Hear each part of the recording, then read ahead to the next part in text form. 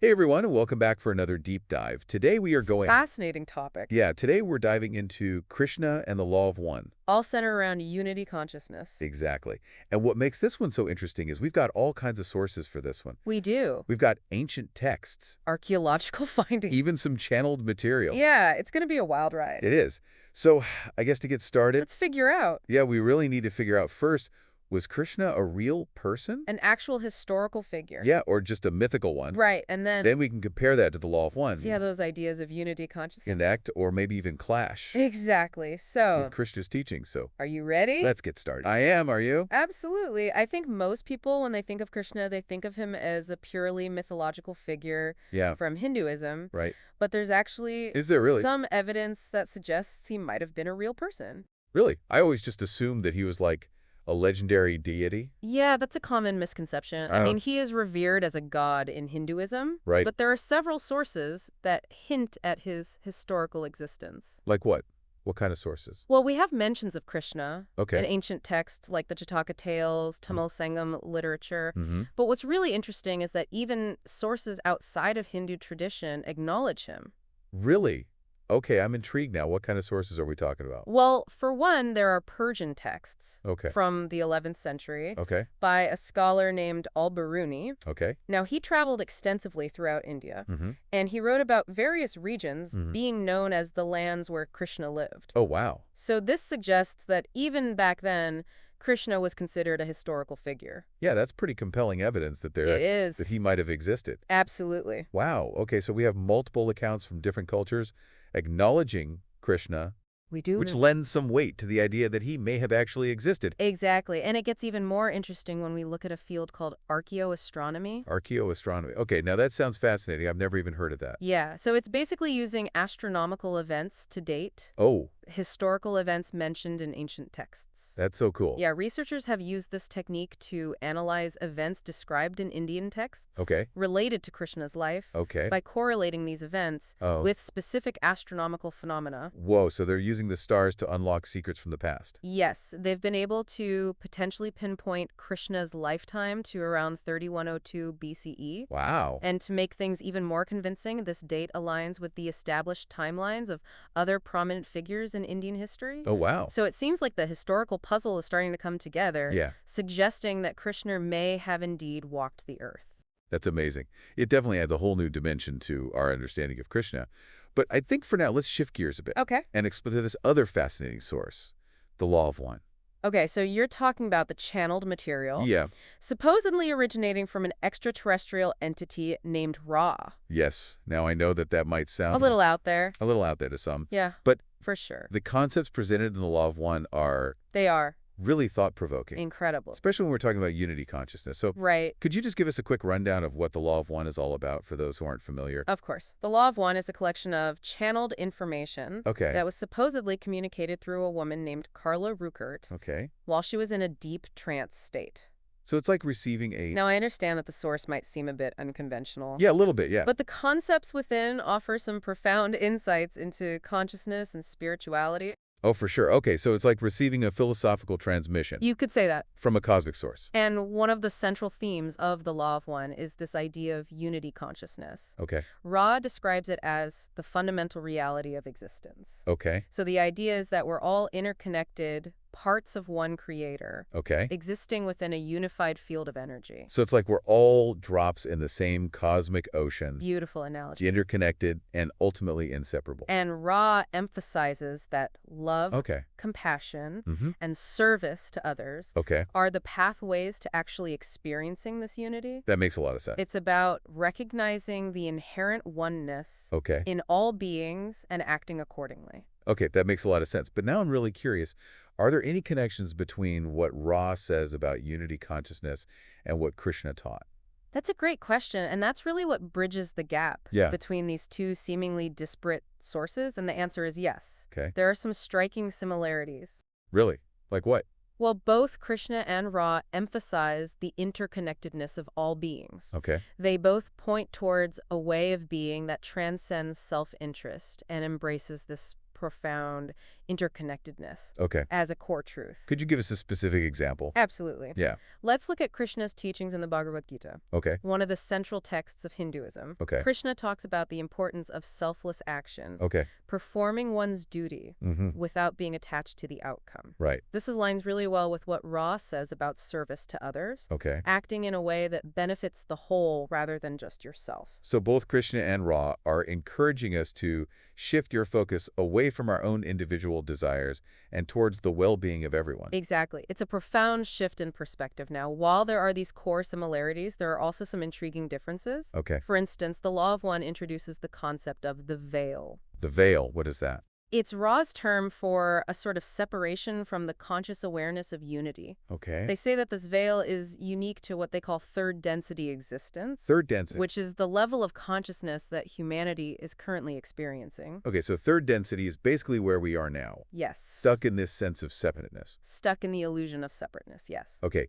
but what's the purpose of this veil? Well, according to Ra, the veil was put in place to accelerate the growth of souls. Okay. It allows us to experience contrast, to make choices, and to learn and evolve through those choices. So it's like a cosmic game where we're given free will to explore different paths, That's a great way to put it. even if those paths ultimately lead us back to the same source. Precisely. Now, this concept of the veil isn't something that's explicitly addressed in traditional Krishna teachings, is it? Not that I know of, but maybe there's a similar concept in Hinduism. There is. Hindu philosophy talks about Maya, Maya. the illusion of separateness. Okay. It could be seen as a parallel to the veil, obscuring the true nature of reality, which is unity consciousness. So even though they use different terminology, both Krishna and Ra seem to be pointing towards this fundamental idea that our sense of separation is ultimately an illusion. Precisely. And if that's the case, Then what?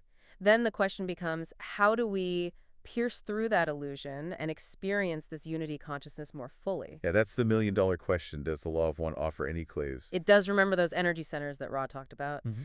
Well, they believe that the key to unlocking unity consciousness lies in activating the green ray energy center, Green ray. which is associated with the heart chakra. So the heart is the gateway to experiencing unity. It is, and Ra suggests that when the green ray energy center is fully activated, we start to perceive the world very differently. Oh, wow. How so? We begin to see the interconnectedness of all things and to feel the love that binds us together. Wow, that sounds like a truly transformative experience. It is, and it's not just about feeling good, it's about understanding the true nature of reality, recognizing that separation is an illusion, and seeing ourselves as participants in this grand cosmic dance. I'm starting to see how this concept of unity consciousness can be both liberating and empowering. But how do we activate this green ray energy center? Right. Is it something we're born with, or can we cultivate it? This is where Krishna's teachings and the Law of One beautifully converge again. Okay. Both emphasize the importance of love and compassion Okay. as pathways to spiritual awakening. So it's about practicing kindness, empathy, and understanding. Exactly. It's about recognizing the divine spark within every being, including ourselves, and treating everyone with love and respect. That seems simple enough, but I imagine it takes conscious effort to cultivate those qualities consistently, especially in a world that often feels so divided and chaotic. It's definitely a lifelong practice, a continuous journey of self-discovery and refinement, but it's a journey worth taking, and both Krishna and Ra offer guidance on how to navigate it. Speaking of guidance, Ra also talks about service to others as a key element in activating the Green Ray Energy Center. That's right, and it's not just about doing good deeds, it's about aligning our actions with this principle of unity, recognizing that what we do for others, we ultimately do for ourselves. Because we're all interconnected. Exactly, and Ross suggests that when we act from this understanding, our actions become infused with a higher purpose. They become expressions of love and compassion that ripple outward, touching and transforming the lives of others. So service to others becomes a way of manifesting unity consciousness in the world. Beautifully put, it's about weaving our individual threads into the tapestry of creation, contributing to the collective good in a way that aligns with our unique gifts and talents. I love that analogy. Now, this raises an important question. If both Krishna and Ra point towards unity consciousness as the ultimate reality, does that mean all paths ultimately lead to the same destination? That's a question that have been pondered by spiritual seekers for centuries, and the Law of One offers a nuanced perspective. Ra suggests that while there are many paths, they all ultimately lead to the same source, the one infinite creator. So it's like climbing different sides of the same mountain. Exactly. The paths may differ in their practices, beliefs, and rituals, but the ultimate goal is the same: to transcend the illusion of separation and experience the unity of all things. But what about the concept of free will? If we're all ultimately part of the same creator, doesn't that limit our choices? That's where the concept of the veil comes into play. Again, remember, the veil allows for the experience of free will within the illusion of separation. It's like a cosmic game where we're given the freedom to choose our own paths, even if those paths ultimately lead us back to the same source. So free will isn't about choosing between right and wrong, Right. but about choosing our own unique path to unity. Exactly. It's about exploring different aspects of the Creator's infinite nature through the diversity of our individual experiences. That's a truly empowering perspective. It suggests that our choices matter, even if the ultimate outcome is predetermined. Indeed, our choices shape the quality of our experiences and contribute to the evolution of consciousness as a whole. This brings us to another intriguing aspect of the law of one material, the concept of polarity. Okay? Law suggests that there are two fundamental polarities in the universe, service to others and service to self. That's right. And these polarities, according to Ra, are not about good versus evil, but about different orientations towards the experience of unity. So it's not about judging one polarity as superior to the other, but about understanding the role that each plays in the grand scheme of things. Precisely, service to others, as we've discussed, is about aligning our actions with the principle of unity, of recognizing the interconnectedness of all beings. Service to self, on the other hand, is about pursuing individual power and control. But wouldn't service to self ultimately lead to separation and conflict? That's a common misconception. Ross suggests that even the service to self polarity ultimately serves the creator's purpose Okay. by providing a catalyst for growth and evolution. So it's like the darkness that makes the light shine brighter. A poetic way of putting it, the contrast between these two polarities creates the dynamic tension that drives the evolution of consciousness. But how do we know which polarity we're aligned with? Ross suggests that it's not about judging ourselves or others, but about observing our actions and motivations. Are we acting in a way that benefits the whole, or are we primarily concerned with our own self-interest? So it's about being honest with ourselves about our intentions. Exactly. And it's not about achieving some kind of perfect balance between the two polarities. It's about recognizing that both are present within us and striving to align our actions with the polarity that resonates most deeply with our soul's purpose. This brings us to another fascinating concept from the law of one material. The idea that we're all ultimately responsible for creating our own reality. That's right. Ross suggests that our thoughts, beliefs, and emotions shape the reality we experience. It's like we're all weaving our own individual tapestries of experience within the grand loom of creation. So it's not just about what happens to us, but about how we choose to interpret and respond to those events. Precisely. And this concept aligns beautifully with Krishna's teachings on karma. Karma. Karma, in essence, is the principle of cause and effect. It suggests that our actions create ripples in the fabric of reality, shaping our future experiences. So we're not just passive recipients of fate, No, but active participants in co-creating our own destinies. exactly. And this realization can be both empowering and humbling. It empowers us to take responsibility for our choices and their consequences while humbling us to the vast interconnectedness of all things. This is also mind-blowing. I feel like we've just scratched the surface of these profound teachings. We have indeed, but let's take a step back for a moment and consider the implications of what we've discussed. Okay, let's pause and reflect. What does this all mean? Why should our listeners care about these ancient and metaphysical concepts? That's the question that bridges the gap between knowledge and wisdom. Understanding these concepts is one thing, but applying them to our lives is what truly matters, and both Krishna and Ra offer practical guidance on how to do just that. So how can we take these profound ideas about unity consciousness, service to others, and co-creating reality and actually integrate them into our daily lives? That's where the real work begins. It's a journey of self-discovery, of aligning our thoughts, words, and actions with the principles we've discussed. It's about cultivating love, compassion, and understanding in every moment. So it's not about becoming some kind of enlightened guru overnight. Not at all. It's about taking small, consistent steps in the direction of unity. It's about making conscious choices that reflect our understanding of interconnectedness. Could you give us some specific examples? Certainly could be as simple as Practicing mindfulness in our daily interactions, being present with others, listening with empathy, and speaking with kindness. So it's about bringing awareness to our everyday actions. Exactly. It's about recognizing that every interaction, no matter how small, is an opportunity to express love and contribute to the collective good.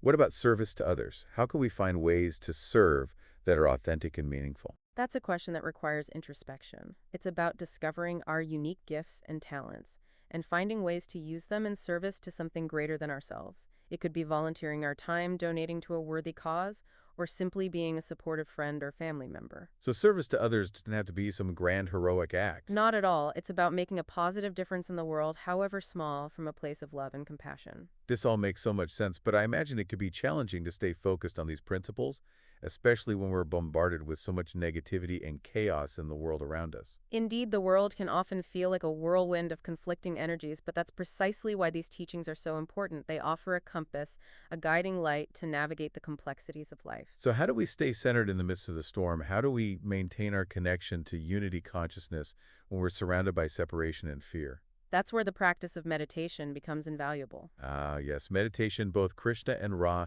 emphasize the importance of inner stillness as a pathway to spiritual awakening.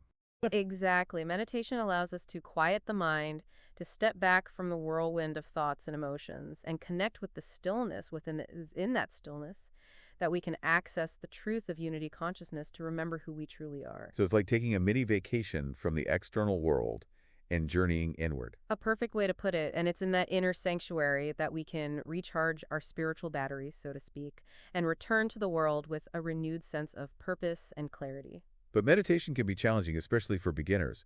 What advice would you give to someone who's new to the practice? It's true, meditation can feel intimidating at first. It seems like there are so many different techniques and traditions. Where do you even begin? The most important thing is to start small and be patient. Begin with just a few minutes each day, focusing on your breath or a simple mantra. Okay. And don't get discouraged if your mind wanders. Yeah. Just gently bring your attention back to your chosen object of focus. So it's about training the mind like a muscle. Precisely. And just like any muscle, it takes time and consistent effort to develop, but the rewards are well worth it.